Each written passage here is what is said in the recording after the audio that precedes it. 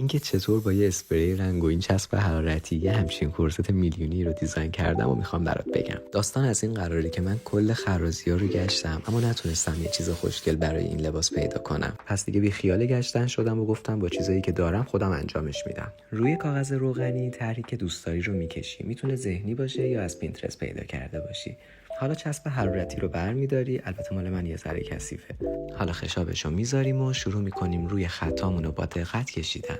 اول خطوط اصلی رو میکشم و بعد بهش شاخ و برگ میدم. البته مواظب دستاتونم باشین چون خیلی داغه. به غیر از طرح اصلی چند تا برگم حاضر میکنم و روشون رو صاف میکنم تا بعداً باشون گل درست کنم. همونجوری که میبینید سطح روش خیلی صافه، پس حالتی که روی کیک خامه کشی میکنن همونطوری تو هم سعی کن یه سری بافت‌ها روش ایجاد کنی. بعداً خیلی خوشگل میشه.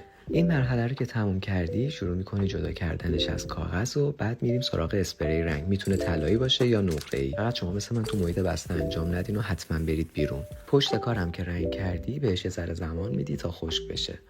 اینجا میو اومد و یه سرکی به کار زد تا ببینه همه چی خوب پیش میره یا نه، ولی به جای اینکه اون منو تشویق کنه من بوسش کردم و ولم کرد رفت. این برگا که انقدر خوشگل شدن و میخوام یه سری گلا درست بکنم که اینجا بهتون نشون میدم. میتونم بگم بیشتر از 10 بار جاشون رو عوض کردم تا به طرحی که دلم میخواد برسم. البته یکم شلوغ شد و من یه سر خلوت‌ترش کردم، گلامو 3D کردم و اینم شد نتیجهش. به نظرتون ویدیوی بعدی رو با همین متریال چی میشه درست کرد؟ برام بنویسید، حتما انجامش میدم.